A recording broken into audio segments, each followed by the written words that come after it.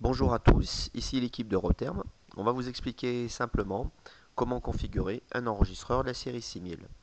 Donc on voit au lancement, à l'ouverture du carton, qu'on est en anglais.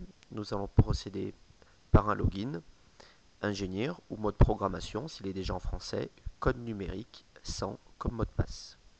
On valide par OK, puis touche d'accès, opérateur, système, local, puis on sélectionne la langue français. Attention, très important, bien prendre la base de temps ECT qui correspond au GMT plus 1. On applique et on voit bien une incrémentation de différence de 1 heure. On commence par la configuration de l'appareil. Donc très important, le repère d'appareil. Ici on prend l'exemple d'un four. On verra plus tard la fiche des notes opérateurs. Donc je répète, sur ce menu, très important, mettre un repère d'appareil. Puis configuration des voix. On commence par la voie numéro 1.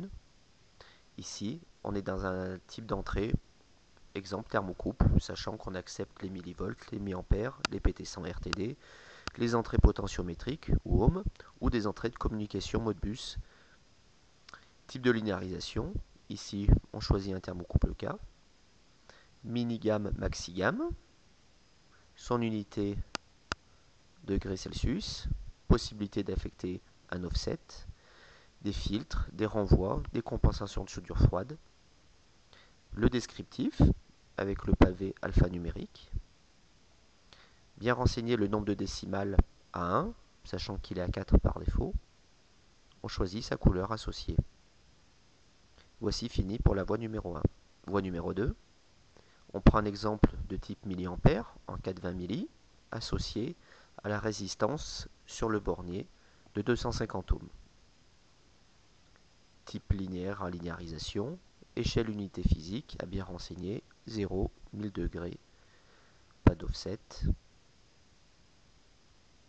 nombre de décimales 1. Puis on passe aux voies numéro 3, 4. Ici la voie numéro 4 qu'on configure en mode test par un sinus de 4 minutes afin de faire varier la simulation. Nombre de décimales 1. Nous allons configurer une alarme sur cette voie numéro 4. Des alarmes de type non mémorisé ou auto-acquitté ou type mémorisé avec acquittement. Les types d'alarmes étant classiques, des alarmes basses, des alarmes hautes ou alarmes d'écart ou de vitesse. Le seuil peut être une constante, comme c'est le cas ici, ou la résultante d'un calcul. On affecte le seuil, donc la constante étant 90 degrés, possibilité de régler la hystérésis, une durée minimum pour activer les actions. Nous associons ici à l'alarme une action de type message. On envoie dans le groupe numéro 2 puisque la voie numéro 4 est affectée au groupe numéro 2 ou zone 2. Premier message étant ici notre table de message numéro 1 sur l'apparition, c'est-à-dire sur actif. Action numéro 2 sur la disparition, table de message numéro 2 sur inactif. Donc nous allons voir à présent la configuration des messages. Table numéro 1, table numéro 2. On voit ici l'accolade 1 qui correspond au descriptif de la source, c'est-à-dire qu'avec ces deux messages, on peut les affecter à quel que soit le numéro de la voie. Puis on configure les groupes. On affecte le libellé correspondant. Donc ici, on dit que c'est la zone 1 de notre four. Donc, pour l'exemple, je vous montre le réglage d'une vue circulaire, qui n'est pas trop utilisée en traitement thermique, mais plutôt en agroalimentaire. Donc, on vérifie que le stockage interne est bien coché. On règle sa fréquence d'échantillonnage. Donc, on voit bien, suivant la fréquence d'échantillonnage, que la durée d'historique varie. On ne mettra pas les messages d'alarme par défaut, puisqu'on a effectué des messages spécifiques. On laisse le stockage vers support ou FTP actif. Donc, groupe numéro 1, on a affecté les voies 1, 2 et 3. Mais non, on fait le groupe numéro 2 avec le label zone 2. On affecte nos intervalles de stockage pour les voies 4, 5 et 6. Donc on a une durée de stockage qui correspond aux historiques et l'intervalle courbe qui correspond au mode de défilement face avant de votre enregistreur. Ensuite, on a configuré les vues. Donc on configure son groupe de démarrage avec une portée par groupe qui permet de déterminer vue par vue qu'est-ce qu'on va avoir comme affichage. Là, on a désactivé les vues des groupes 3, 4, 5 et 6. On applique. Et sur la zone 1, on a laissé toutes les vues de disponibles. Voilà. On se retrouve sur notre vue par défaut, la zone 2. On se délogue en mode invité. Donc là, on est bien dans la zone 2. On voit que la notion pas de l'eau en cours, on la verra juste après. Ici, qu'on voit, on a une alarme active sur la voie numéro 4. Voilà, elle n'est plus active. Le temps qu'on aille dans le menu. Je retourne sur la vue. Par contre, on voit bien les messages spécifiques qui ont été affectés à la voie numéro 4 qui apparaissent sur la courbe de défilement. On va faire les indicateurs, donc en haut de votre écran, possibilité de les afficher ou de les enlever. Là, on va saisir une note opérateur, ouverture porte, fermeture porte. Donc là, ce sont des messages préenregistrés, possibilité de mettre des messages à façon. Hop. Fermeture porte. Donc on va voir, en fait, c'était dans la configuration d'appareil. Je vous montre. Donc je me relogue, programmation ou ingénieur, code 100, configuration appareil, afficher liste des opérateurs. Voici ici les listes préenregistrées pour les notes opérateurs. Je me redélogue, je retourne sur ma vue.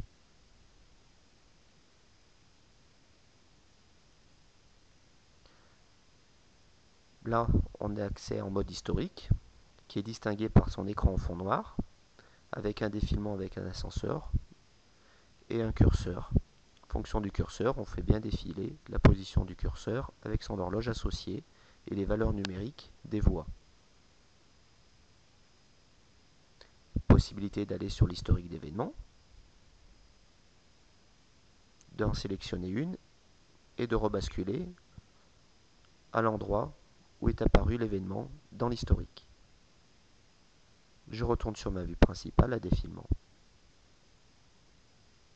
Les flèches haut et bas permettent de changer de type de vue au sein du même groupe. Indicateur. Ici, on est sur la zone numéro 1. Donc, vue circulaire, plutôt pour l'agroalimentaire. Par graphe, horizontaux, verticaux. Affichage horizontal. Et je retourne sur ma vue.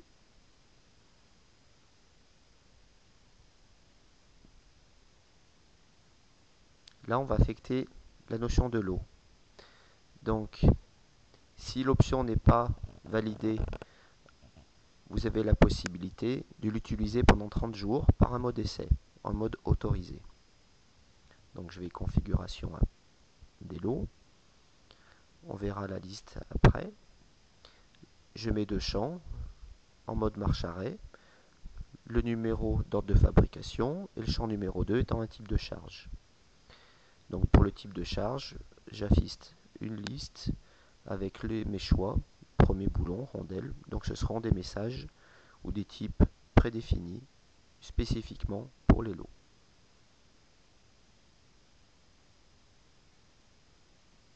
J'en profite pour la notion de sécurité que en mode invité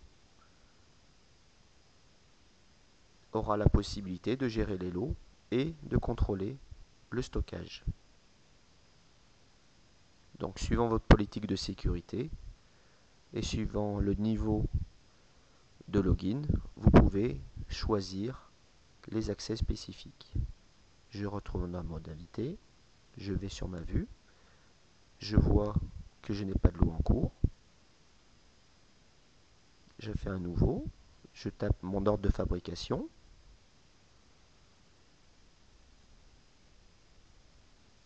je recommence, nouveau, numéro d'ordre de fabrication, en alphanumérique, charge, donc là je laisse sur le champ charge le dos appuyé longtemps, et là je vois ma liste prédéfinie affichée. Et je lance, démarrer. Donc on voit bien que les messages s'affichent de manière horodatée, avec le login de l'utilisateur qui a lancé l'ordre de fabrication. Je vais à la vue statut de lot qui me permet de regarder depuis combien de temps le lot est actif et lancé.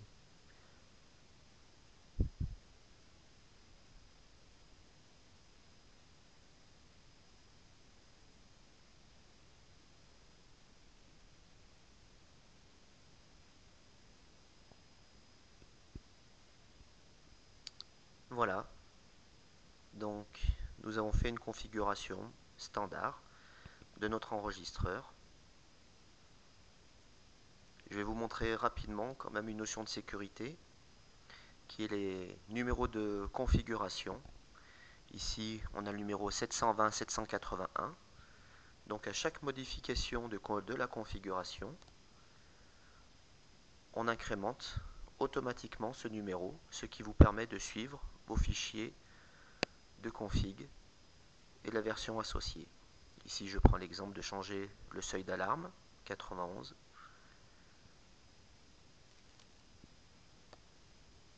Je retourne dans le système à propos et on va voir que c'est bien incrémenté à 720-782. Je remets des logs, vue. Je vous montre en mode invité la notion de stockage par la clé USB en face avant.